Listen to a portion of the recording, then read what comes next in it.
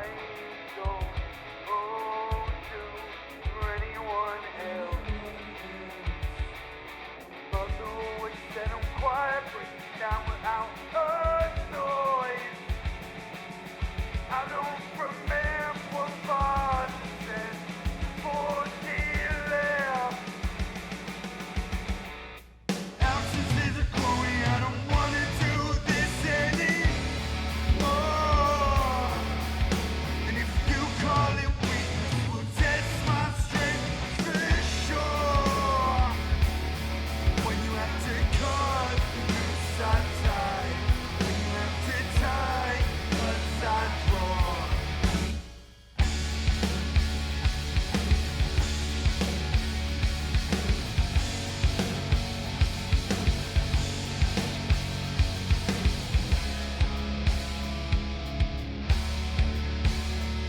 Should hang it from a metaphor. Strong enough can't reach the floor. Would it be easier to take?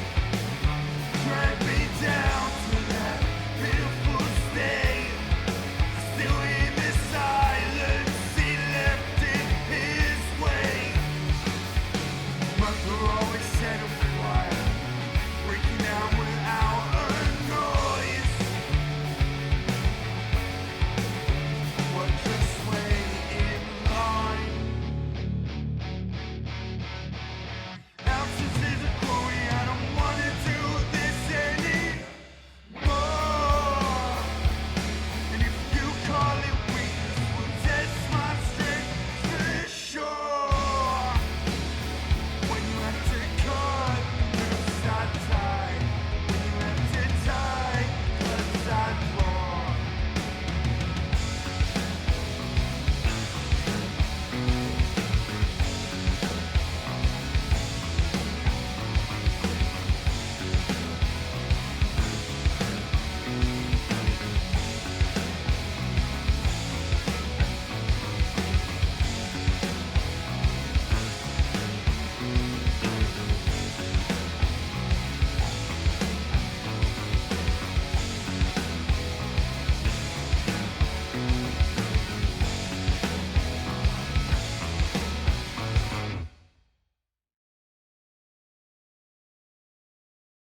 Oh yeah.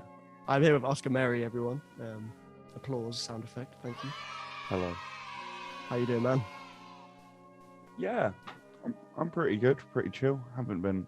I was just saying to you, haven't been up to much recently. Taking a nice little break while like work's actual paying work and not music work has started again. Real. Yeah. So no, just having like a bit of a, I say a chill time, but I've not been doing anything. Yeah, It's been amazing. yeah, I think complain. I've been the exact same this week. Yeah. It's gotten to the point now where I'm like regretting not doing anything because it's like it's Thursday now. How did that happen? I don't know. I built a really nice looking windmill in Minecraft, so like I don't think I have any regrets ever. Well, you've done something somewhat creative and productive. That's at least using your brain power in some way, right?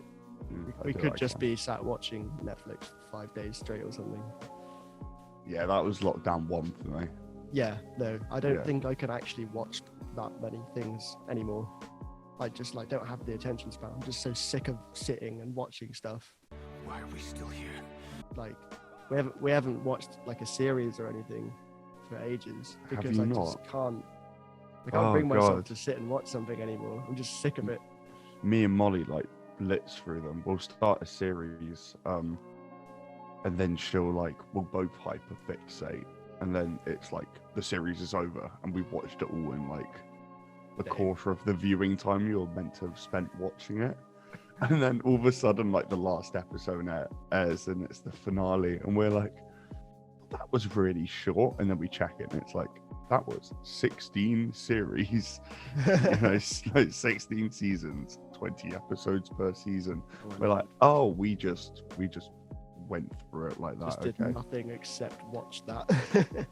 why would you just get Yeah, it all fair. done, get the story going, Yeah, move why on not? to I the mean, next one. in lockdown 1 we did all of the MCU films, like all of them.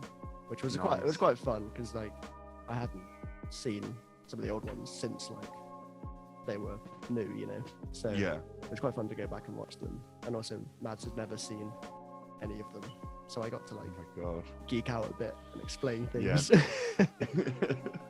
Yeah. So, do you want to just like, I'm sure people know, but do you want to introduce yourself? What do you do? What's the point? No. No. What is the point, really? I mean, that's a big question, and one you'll be asking yourself when listening to my music. Yeah, I always struggle with like the what am I? And I've even said it with my bandmates now. We all come from 5 different musical backgrounds, all rock, hard rock kind of vibes, but I've got a stoner rock drummer, a prog rock guitarist, a whatever you call balance and composure type, I guess, and also like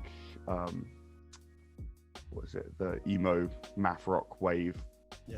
lead guitarist, a punk drummer, a punk bassist, and somehow a folk singer-songwriter turned metal vocalist turned whatever the hell we're doing now on vocals.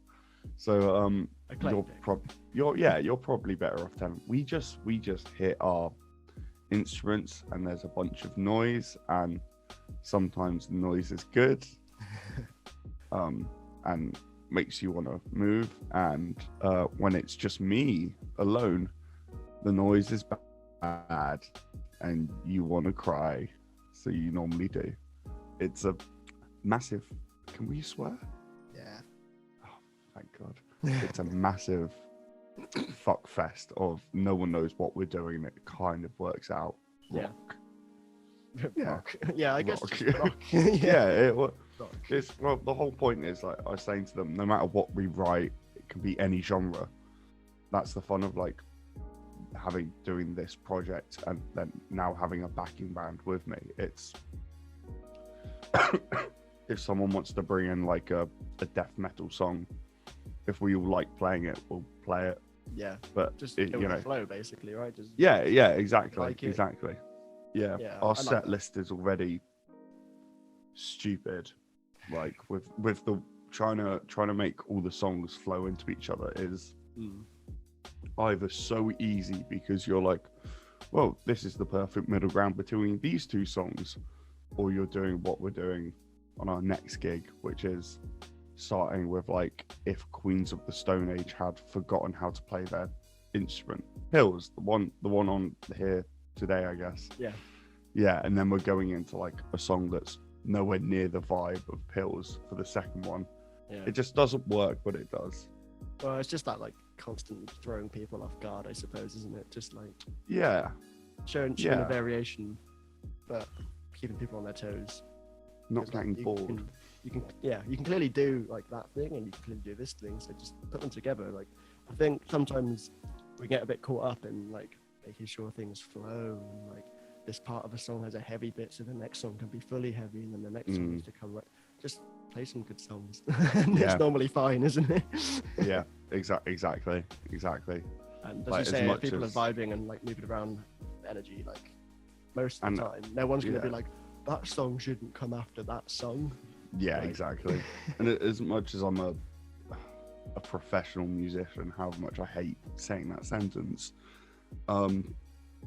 it's just fun, really, isn't it? At the end of the day, I've played in bands that stopped being fun because we all took it way too seriously, and we thought like this has to be everything in our lives. It just ruined it. So, you know, now I just get to play. I just see it as I get to jam in a room with 4 other of my friends, and if something comes out of it, that's great. If nothing does, I get to jam in a room with 4 of my really good friends, and that's enough for me. Yeah, it's Yeah. fun. I think you're right. It can get a bit too intense when you're like banking on it.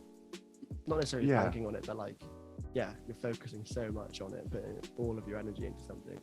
It can just sap the fun out of it. We're like 20-year-olds getting told that like this has to be the business that works out with this specific band. Like, it's probably not though.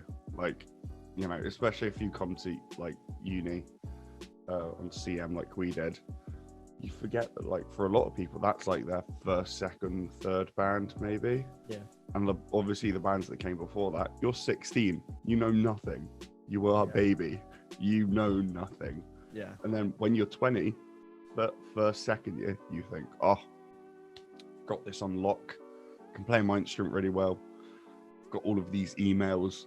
You know nothing. You know nothing. You after like 2-3 years of maybe like grinding on that band thing, and then you suddenly realize like, not everyone's taking me as seriously as I take myself. And then you just realize the more you chill the fuck out and just go along with it and like start talking to every single person you meet as like a customer for your shop, but make it like happen naturally. Normally it works out better and you get a lot more from it. Well, you get more natural like fans, for want of a better word, don't you? Yeah, Because exactly. That's how you make those connections, not like forcing things down people's throats. It's all about making friends and giving good impressions as a person, and then your music will do the talking if it's good, you know. Look at this man. Look at this man. He knows. He knows. It's because you've been through the 2 years of everyone taking everything so seriously. Yeah. And then you're like, oh yeah, wrong. I think you're right. It's just there's an element of, if you do want to pursue that like properly, you do have to take it somewhat seriously, of course. But as you say, if you just like over focus on it and just fixate on this is the life Trip goal, over your own feet. Yeah. you just get tangled up in all of the thoughts and all of the knockbacks that you get, because you get a million knockbacks for every like one opportunity that's good. And eventually, it just sucks the fun out of it because you're banking too much on it being your livelihood and your life. When, as you say, really, why did any of us pick up a guitar? It was to like play with our mates and have a bit of fun. Yeah. And once that isn't there anymore, like just take a break take for a a break. little bit. Yeah. Take a break and just reevaluate why you're doing it. Yeah. It's kind of, Yeah. Exactly. well, Don't give up. Very just deep. But chill. Yeah. We've gone straight into this. Well, this always happens whenever except on, I think, one podcast I'm on when it's all about film. So it's like, it's hard to go very deep emotional. I think when I was chatting to Jamie as well, it took all of like 6 minutes for us to be like, oh yeah, so the meaning of life. How we feel on the inside. Blah, well, blah, I think blah. when we're talking about something that is so like just ingrained in us as people, right? It's basically impossible to like hold back the tidal wave of emotion. Yeah. When you're talking about it, especially when you're talking about how it affects your life, like we're just talking about, We've never thought of it like that. It's quite nice. Yeah. I just think I talk a lot about music and very loudly and very passionately, and other people go, yeah, okay. What is he on about? And then, but then when I talk to actual musicians, it's always like, that's exactly, I know what you mean. That's the thing, like people that don't understand it, they just won't understand it, and that's like, you know, that's fine. They're just fucking idiots. Yeah, they're just losers. They're just, you don't play an instrument? There's so many to choose from there. What are you doing? You could Just sing. You could hit a box, man. Like, just hit shit. I've got plastic boxes to hit just behind there. that's literally what we do. We just hit shit Yeah. pretty hard and hope it sounds good. Bloody drummers. When I bought that, I put on Instagram, I was just like, how do I play? So I've had like one very basic lesson from my drummer Tom, and I remembered like some of the basics, and then I was like, okay, I got this. I'm a musician. This is just gonna come to me. I'm always tapping about when to play, and I was like doing one thing with one hand, another thing with another hand, and both of your feet doing separate things. It's not something that I was meant to do. I don't think God intended for us to do 4 different things at once with like all of our different limbs, because Jesus Christ. I went to sit down and I was like, just doing like a standard like 4 to the floor kind of thing. And as soon as I went to switch it up, sticks just got dropped. I felt like I'd had like, you know, my brain just went blank. Yeah. It's horrible. How do you do it? It's How do you drum? How do you drum? You know what? I can't even answer that question because I'm not a real drummer myself. It's like, I'm not. It's one of those things that I kind of picked up a few years ago because, like you said, I was always tapping around. A few years doing ago? stuff. Yeah. When did you start? I think I don't know. Like I first ever sat at a drum kit when I was probably 14 out of school and did like boots, bats, Yeah. you know, and then didn't again for ages because I didn't have a drum kit and whatever. When I went to college, I did a little bit of drums, but I was mostly playing like bass and guitar and stuff. And then when I came to uni, I was just like, I'd like to try and be in a band as a drummer, and then here I am, but I'm not a drummer. So You're still a good drummer. I thought you've been playing for much longer, so like fair. oh well, thank you. I just hit things hard and I have no technique, which is why I have backache after every time. Nice. It's a good way to do it though, isn't it? Yeah, my You're not body like hates me. bleeding. You're not bleeding over the kit and like a stick poking out of your arm somewhere. If it doesn't actually physically hurt, Yeah, you haven't been I'm playing not music. drumming. No, yeah, just in general. The way I see it, I don't hit the drums hit me. Yeah, That's the way. yeah, kind of- like they control what's happening. I don't know what's happening. just going with the flow, man. Yeah, just vibing. The violent Really flow. violently, yeah. Well, violent vibing is my next EP for sure. Not Yeah, bad, violent but, vibing. Yeah, Not bad. There you go. Title there, yeah. Go on then. Give me some credit for that though. no, it's all mine. Trademarks already. There is video evidence of this conversation. Unless I cut this out. Yeah, I've cut my audio already. It's just like redacted. This whole like last 30 seconds is just like that horrible like.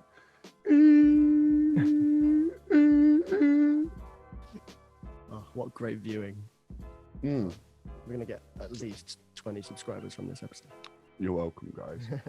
It's all my mum. On 20 Just different on- accounts. Yeah. If your mum isn't that supportive, like, you gotta have a mum that's supportive. Oh well, she's got to be supportive because Dad's not pulling his weight. I'll tell you that. I was actually wondering how How long it would take? Yeah, the video would think. That's not too bad. It wasn't straight away. yeah, like 20 minutes. Yeah. I was trying to. I try like I haven't been making any dead dad jokes at the moment. I've been trying to hold them back.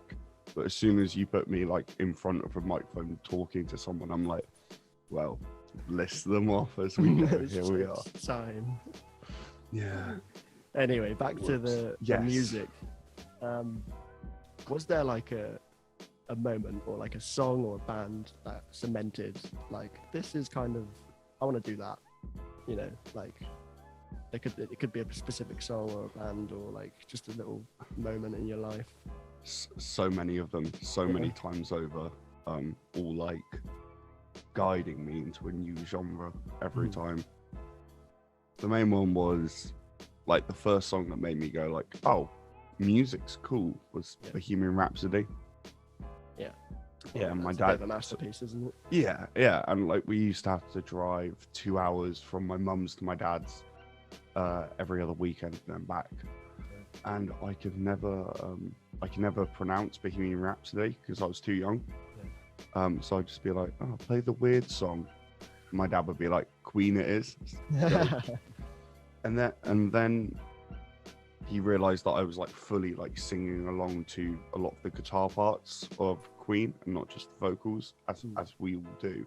Yeah. So he put on an AC/DC Highway Tower album. But I think he started with Night Prowler, which is the final track of it, because it's like the slowest track. And then he played the whole thing to me, and I was like, "Oh, this is amazing!" So he taught me Highway Tale on guitar, like this massive AC/DC chord book. Nice. Realized that I had like picked it up fairly quickly. And then he was like, well, here's all the chords I know. Here's a chord book. Go off into the world and do what you want. So I came into like secondary school like this.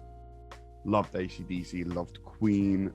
Had heard like bits and pieces of folk and blues, but it to me, I thought like AC/DC's like the best rock band in the entire world. Oh my god, they're so heavy.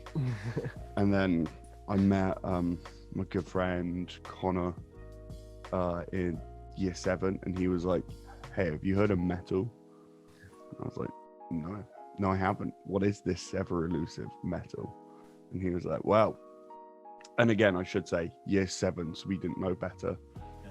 He showed me at the time who I thought were the heaviest band in the world ever, full stop, Slipknot. Mm-hmm. And I was like, whoa, this is insane. He's not singing. He's doing a big shouty shout. He's shouty. And ever since I first heard like Slipknot, and I think ever since seeing the God, you what's the video where the kid turns on the tap and it's the horrible water and he fills up his cereal bowl with it?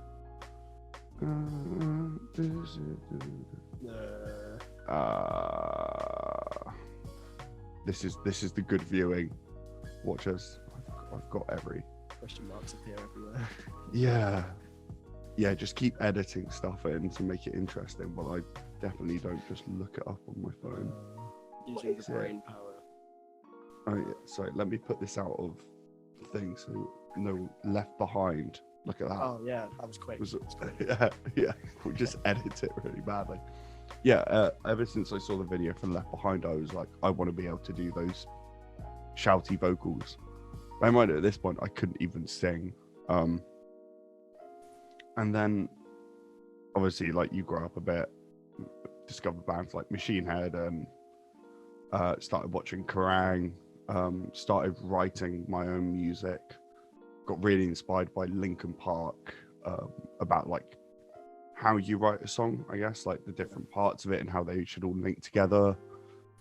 And then Paramore really inspired me lyrically, as well as with like a load of old folk artists, you know, like Damien Rice, inspired me lyrically. All I was doing was like playing like a couple of chords on the guitar, moving the capo, and just writing different lyrics. But it was really good for me to just like, I feel like I got really lucky that I wrote like over 250 songs in my lifetime so far, because like a good 30 of them were like when I first started out, and they are horrifically bad. But I feel like I got it out of my system and I learned really quickly, like, oh, these are the basic lyrics that when people use now, I go, amateurs. When in fact, like, I've got like 50 songs where I've used the same line or something like that.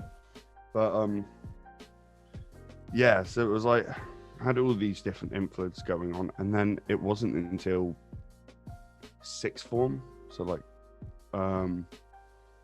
when I jokingly was going to sing a song for my English class because we were doing poetry, and I got given a poem called Song, because it was a song, The Willing Mistress, and it was all about a lady getting laid. And I was like, hey, I was like, rah, girl, well played. I was like, why not? Why not play and sing it to I'm Sexy and I Know It on guitar? So I did that, and I checked with my mate Connor again. So it's, you know, I owe all of this heartbreaking music that I write to Connor coming into like one of the music rooms at my sixth form with me. And I was like, does this sound bad? Like, am I carrying off this as a joke enough? Because I know I can't sing. And he was like, no, actually, that sounds really good. Like, you're singing. And I was like, no, that can't be. I've never been able to sing. Yeah. My sister's always the singer. I just play rhythm guitar, you know. And then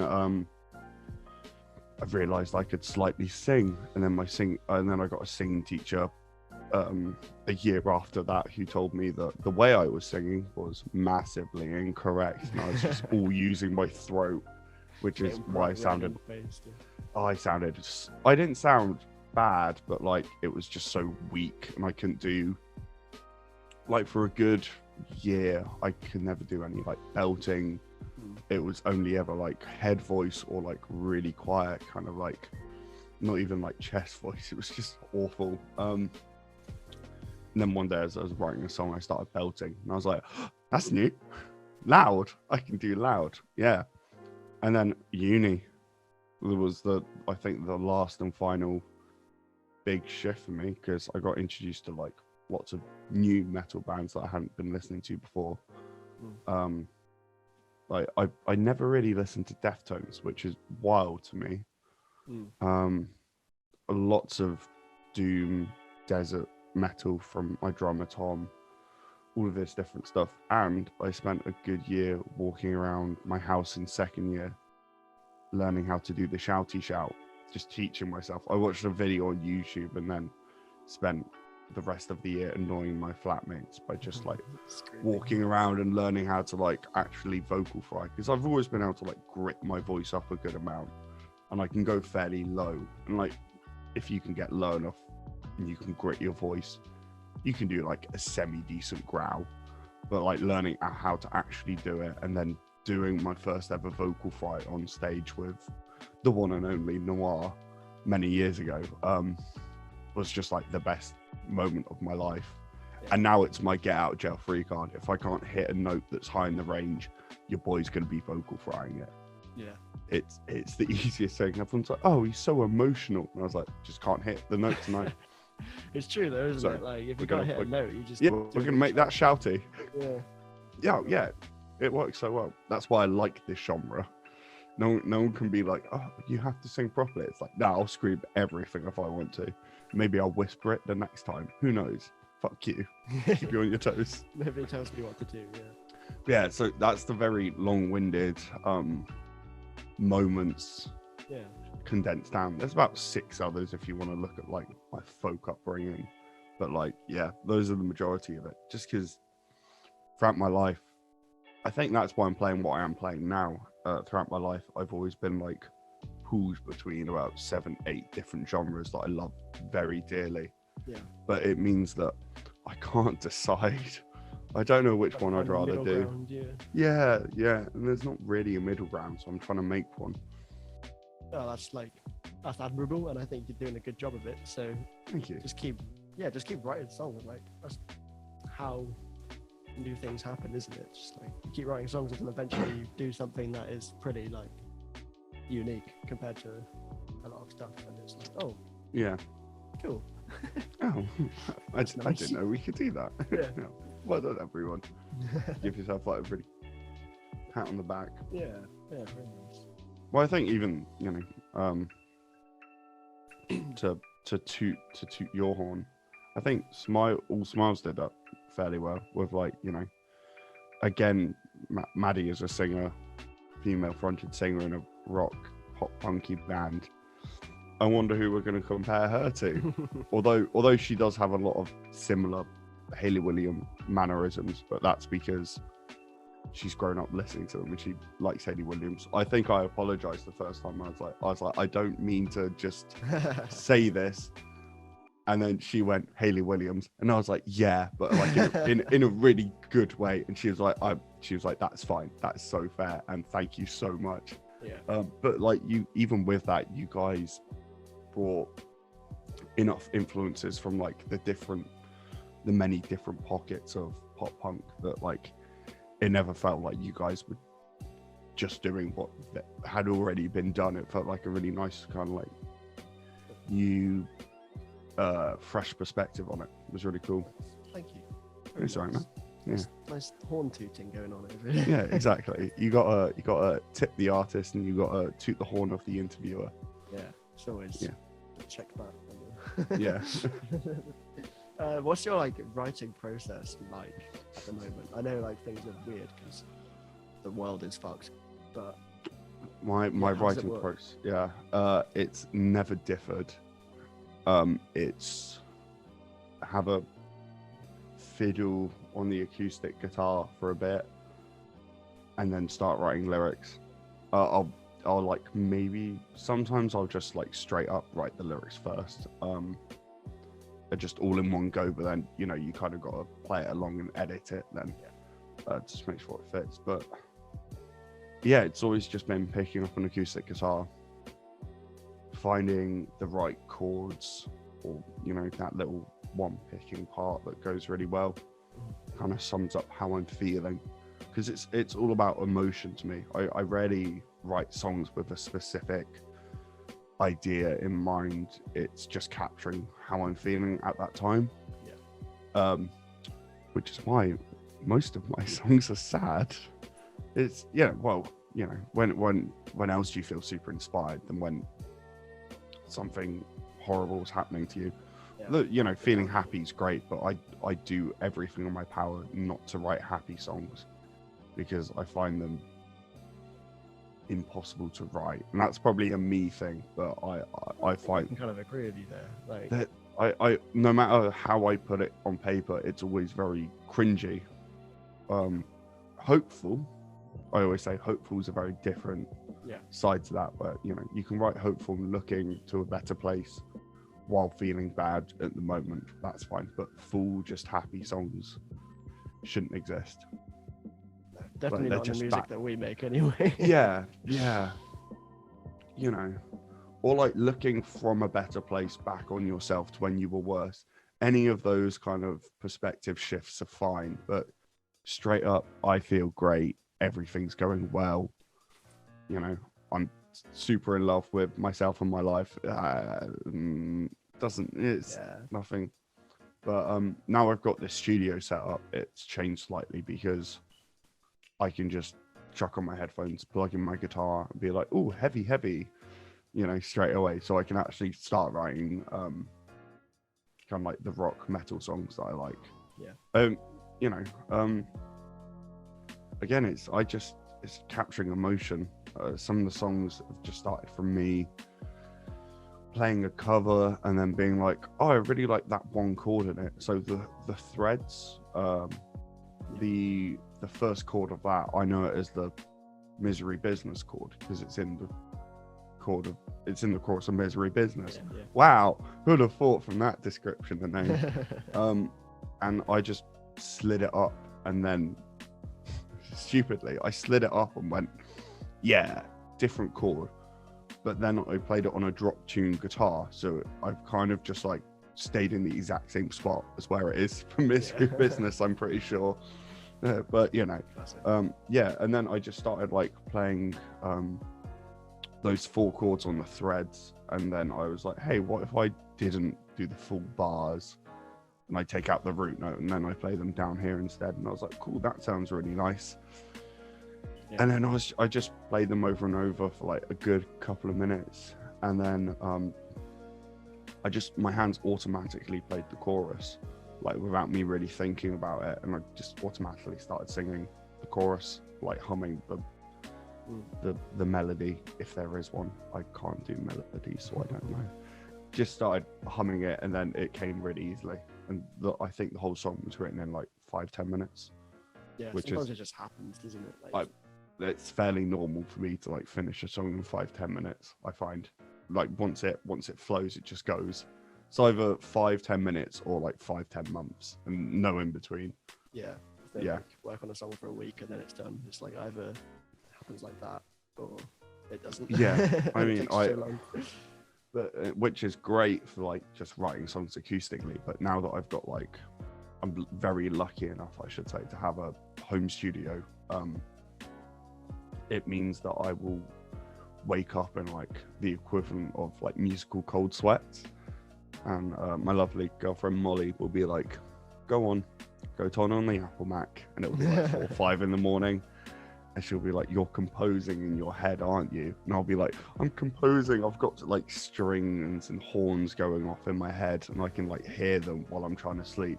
And I just like wake up and then end up having to like write until like midday the next day, and then sleeping throughout the day again, just because I needed to like you have to capture that. You have to you got to take advantage of when that comes to you. I've lost it too many times to allow it to happen now that I have this incredible setup. Because even if you try and like write some notes down, it doesn't translate to what you're currently thinking in that moment. Yeah.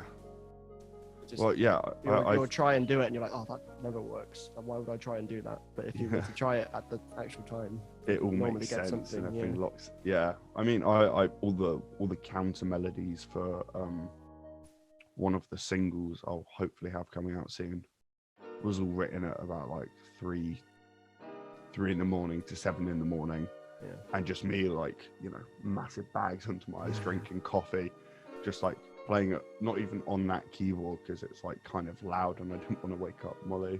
Me just playing it on like the MIDI keyboard, like dragging in the notes one at a time. Not understanding music theory, I should say. I can't read any bit of music and I don't understand how chords work on the piano or how chords work. But just me, I was just dragging it, and then suddenly this like melody and counter melody happened. And the morning I finished it, it must have been about like 8 a.m. And I've got a really bad habit, which is when I listen back to a demo or like something I've made, I'll go and I'll have a cigarette while I'm doing it. So I was like 20 cigarettes in that night from just like constantly running back and forth. And like I was dead, but I knew like I was so close to finishing. And I sat outside and I pressed play, listened to the whole like 6-7 minute song, and it got to the end and it was done. And as soon as I was like, I finished it, I went to come sit back in the chair and I just fell asleep straight away.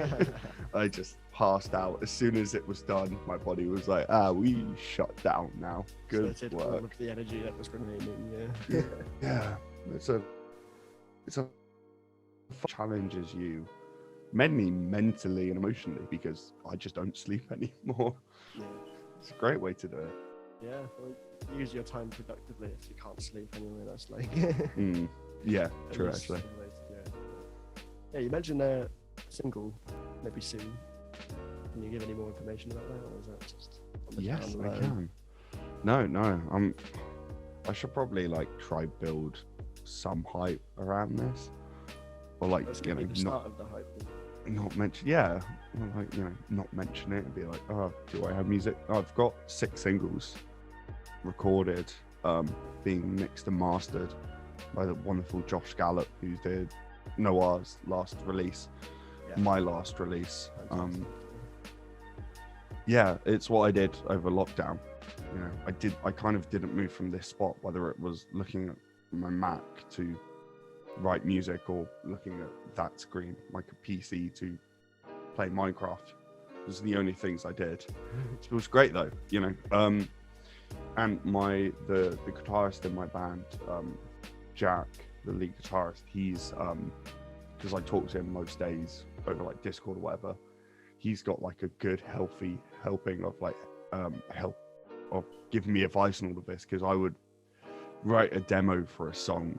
I think I wrote like 30 demos over like the first couple of lockdowns, and I sent him pretty much all of them, and then me and him kind of like cherry picked a couple of them that we really liked, or some of them, I mean, like Pills, which is I think going to be the first one to come out.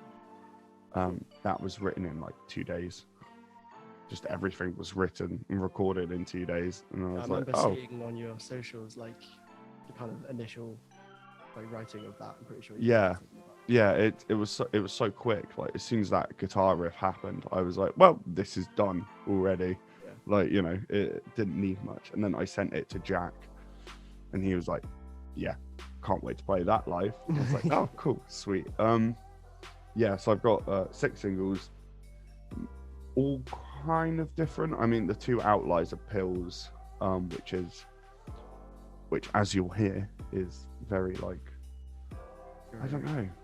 Yeah, very, very good. Lots of fuzzy guitar, lots of me shouting.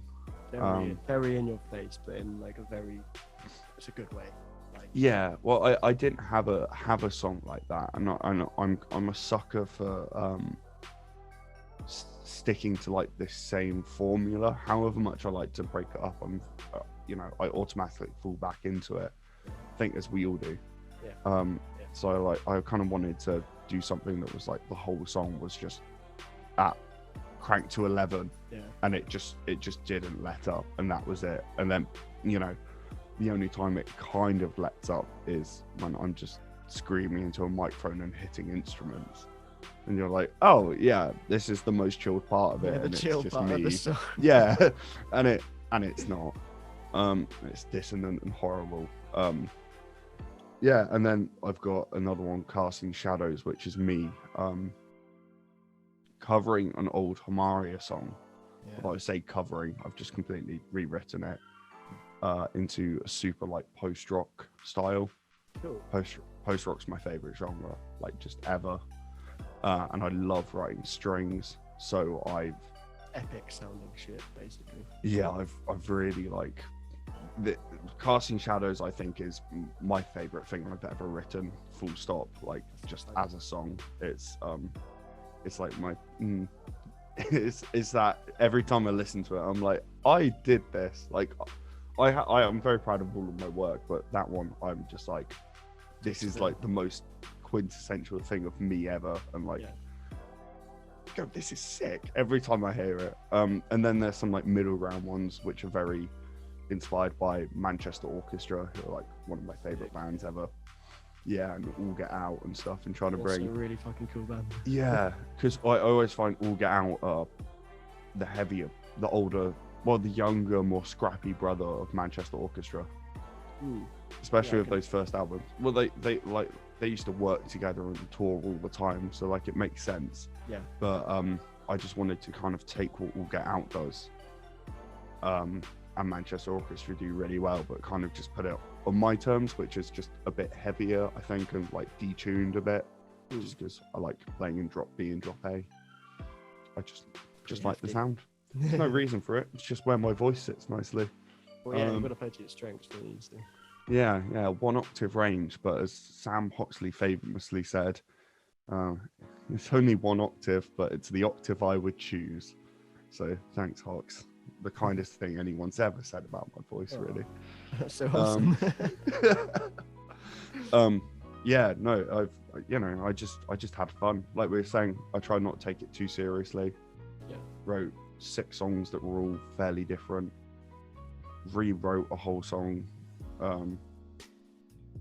Took one song that I've had since, God, I guess 2-3 years ago now.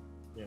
That I wrote like the night before a breakup, and have finally put it like to music and heard it for the first time the way I've been playing it for 2-3 years and hearing it in my head. So that was really cool. Yeah, and hopefully 3 music videos as well. Ooh, so big shiz in the pipeline. Big shiz. Yeah. Hefty shiz. Well, one very hefty music video for Pills, and then 2 more DIY music videos for the other 2, which I won't say. I think DIY videos are always a lot of fun as well. I think Budgeting. Yeah. I spent all that good money on the first music video. Yeah. But it looked so good. Kieran Gallop, big old shout out to Kieran Gallop, who's, I'm just stealing what Noir does, really. I've been hanging out with the guys loads, so I've like seen all behind the scenes of them filming the music videos and being in the studio. So I was just like, I'll just do what they do. It seems to be working for them. It can also just be like pretty inspiring to like watch people do stuff, Yeah, and me and Kieran started talking about the Lord of the Rings. That's enough for me to hire you, no matter what. If it's that easy. Wow, that's the one thing on the criteria. It's just can we have a conversation about Lord of the Rings? Yeah, it's the one rule to rule them all. Hey. Thank you. Very well played. Thank you. Awesome, cool. I got like one last question I think to ask, really. Kind of a bit of fun, really. Yes, I will go out with you. Can we? Wait, no, why can't I? Thumbnail. Yeah. Beautiful. Yeah, if you could like collaborate with one artist on a song, dead or alive, obviously Oh, if they're dead, God. they not doing they much. wouldn't sound dead. Like, but them in Ladies their and gentlemen, prime, you know. introducing Freddie Mercury. It's just like Thank you. token. Yeah. Oh fuck, that's such a good question. And again, it's Maybe if you evil can't pick one, you could pick a couple if you were like really strong. it's only ever an issue because I'm so up and down with what genre I love and what music I do. Who would I have? Paul Moddy Knutson, who's more commonly known as a musician as Moddy. I think I didn't mention him when I was talking about like inspiring moments earlier because he's always been a lot more of the folk influence, but he's this Norwegian singer-songwriter whose video I accidentally clicked on 9 years ago on YouTube, and I was like blown away, like just suddenly everything of music made sense. Even listening to like post-rock bands now, I realized the other day that I really like one of them because their strings are so similar to how Moddy writes, and then the way he writes his strings is similar to how I write them, and my lyrics are very similar to his a lot of the time. He's just got this wonderful voice, and it's not necessarily like I think it's almost kind of similar to mine, but on the opposite end of the spectrum, where his is very light and a bit crackly at the top of his range, whereas mine's a lot lower. He hasn't always been the best singer, but he just carries his songs with such emotion and beautiful lyrics that, like, yeah, I would love to write with him. And failing that, Tom Waits. Yeah, that'd be pretty cool. Because Tom Waits is fucking awesome. Like, Is there a song of is it Moddy that you'd recommend? I can stick it in the description. I'd also check it out myself because that's cool. Yeah.